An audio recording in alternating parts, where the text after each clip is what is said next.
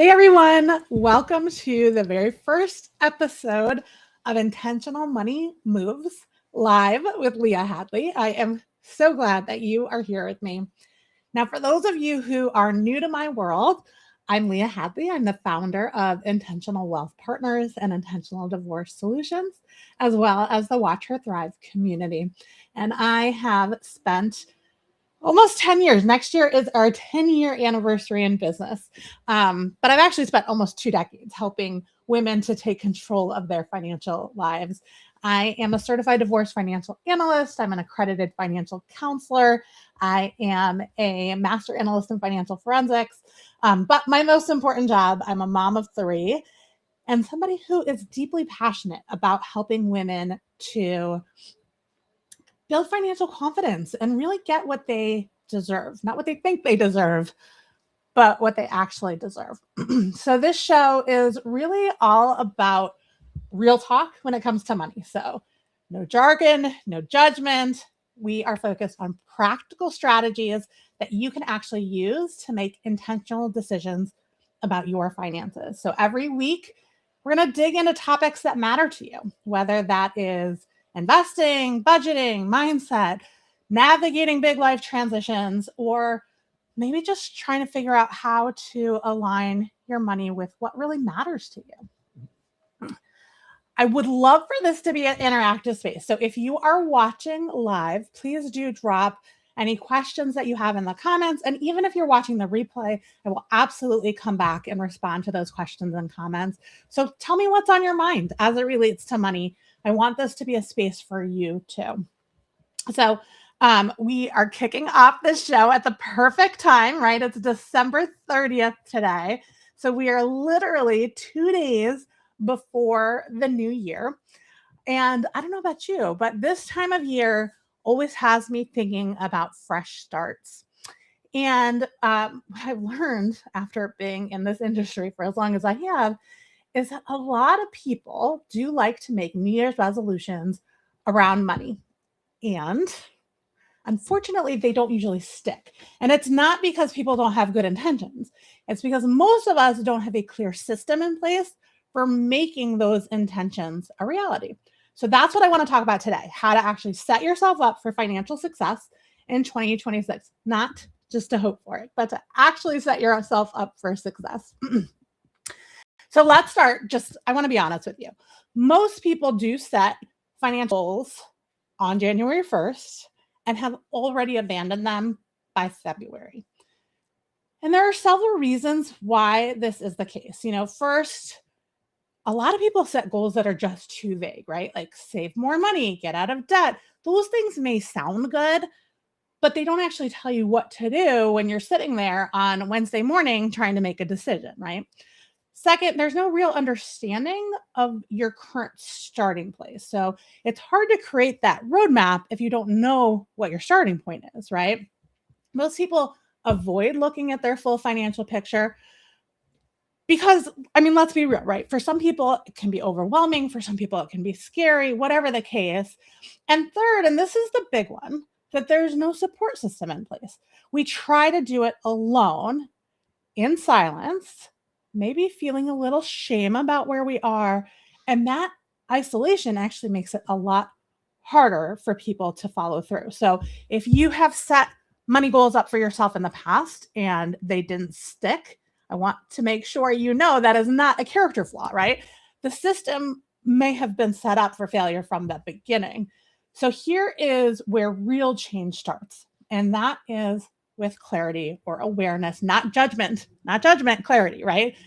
Before you can set meaningful financial goals, you want to know three things.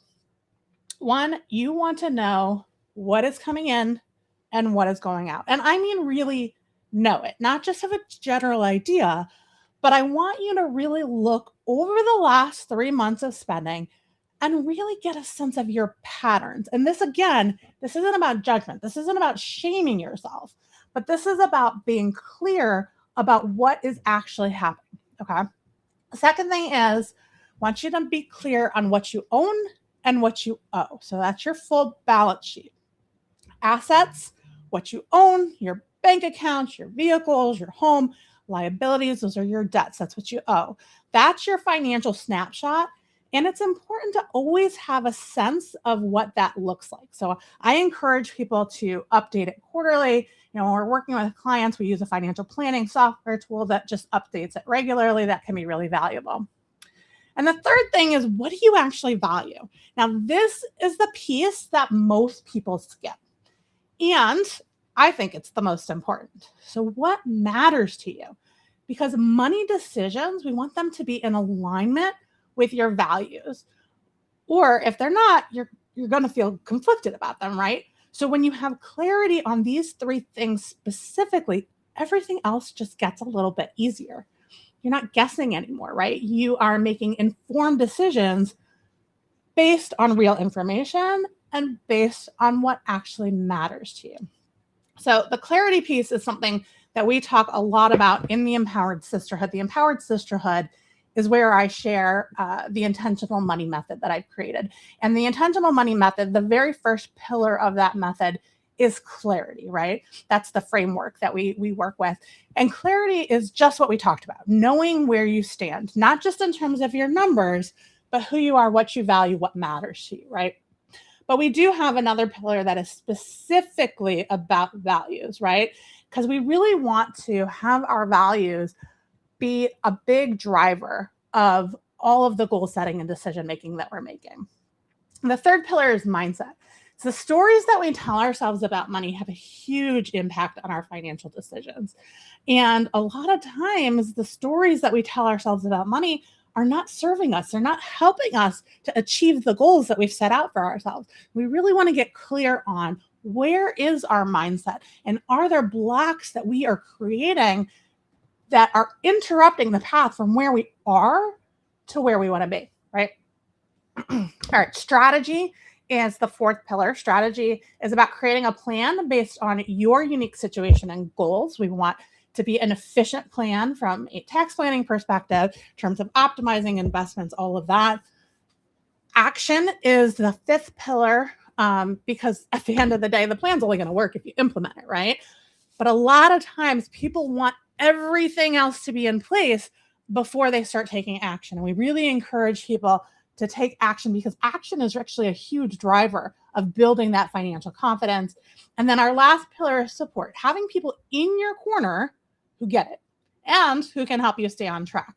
So those 6 pillars really work together in helping people to be intentional about their money, be intentional with their goals. And when you work through all 6 pillars, we really see some incredible transformation happening. So how are we going to make 2026 different? Start with what I talked about before, and that's that awareness or clarity. I want you to get honest with yourself about where you are. Identify what you value, and then create a plan that's realistic for your life. Not some perfect, Pinterest-worthy Instagram version of financial wellness, but your real life with your real responsibilities and your real goals that matter to you, not to your neighbor, not to your mom, not to your kids, but what's really in alignment for you. So from a practical standpoint, what does that look like, right? It looks like in January, maybe you're gathering information, you're getting clear, you're looking at your spending, you're updating that balance sheet we talked about, all about really thinking through deeply about what matters to you, what's important. February and March, maybe you're working through your strategy, what needs to change, what's working, where do you want to be by the end of the year, right? And throughout the year, taking consistent action and adjusting as you go. And I want you to remember always, it's about progress, not perfection, right? And so let's say we fell off the wagon, maybe we had a particular spending and plan in place, and we bought something that was outside of that plan. It's very easy for people to say, oh, I give up, I screwed up, right? But what we really want to do is focus on the progress, focus on the habit, right? And not give ourselves a hard time about making those mistakes, but acknowledging that it may not be in alignment with where you want to go, right? Now, I want you to know you're not doing this alone, right? You've got support, you've got accountability. And if you don't have people who support you and surround you, provide that accountability, I do want to share something that I'm very, very excited about. This is the first time we're running this challenge. So starting January 4th, which is right around the corner, I am hosting a 30-day financial reset challenge. And that challenge is really designed to walk you through exactly what we've been talking about today, right? You are going to get complete clarity and awareness about your current financial situation. And get clear on those values. And really, what do you want your money to support? We are going to very directly address any mindset blocks that may be holding you back. And we're going to create a realistic strategy for moving forward. But here is what makes it different from other challenges that you may have tried in the past. You're not doing it alone. You're going to be part of a community of women who are all working on the same thing. We have daily guidance that I'm going to provide via email. You're going to have accountability. You're going to have support. And if you're thinking, you know what, I just don't have time for this, I get it. And that is exactly why I designed it the way I did, to make it very, very doable. So we are talking less than 20 minutes a day. In some cases, just a few minutes of reflection. You can do it during your lunch break. You can do it after the kids go to bed, whatever works for you. I just want to encourage you to participate and to stay in the room with us. If you do the work, this could be the thing that finally shifts your relationship with money. So if this is something that is of interest to you, I will absolutely include the link in the description. You can just head to the Watch Her Thrive website, watchherthrive.co. It's right there. There's a link on the homepage. Again, the challenge starts January 4th. I'd love to have you join us. So that's what I have prepared for you today. I don't see any questions that have come through yet, but I will hang out. If there are questions, I am absolutely happy to answer any financial questions that may be on your mind right now. Or if there are some goals that you have already set for yourself in the new year. Maybe you want to reduce your debt by $10,000. Maybe you want to increase your retirement account by $20,000. What goals are you setting for yourself? Maybe we're looking more at the habit and we just want to increase the amount we're putting into our 401k by 1 percentage point every single year, right? There's a lot of small changes that you can make that really add up dramatically over time. So if there's any goals that you've already set for yourself and you want to pop them into the comments, happy to support you and help you to reach those goals. Remember that financial success, it's not about being perfect. Not about being perfect, right? It's about being intentional. It's about making decisions that align with what really matters to you. And I just think having the support to follow through is invaluable. So much pressure is put on us to figure things out on our own, to do it on our own. And there's so much value in community, right? Whether it's just being with people who get what you're going through, understand that something may feel shameful or feel difficult, right? Knowing that you're not alone in that is so powerful, right?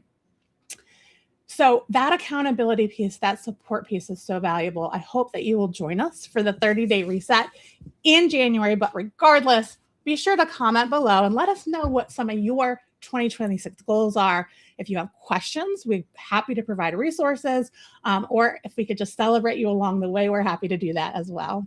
I want to thank you for being here with me for our very first episode. I am really looking forward to doing this every week. I want to encourage you, if you have a topic that you want me to talk about, go ahead, drop that into the comments anytime. If there's something you're struggling with, is there something you want to learn more about? But regardless, I hope to see you next week, same time, same place, and have a very happy new year.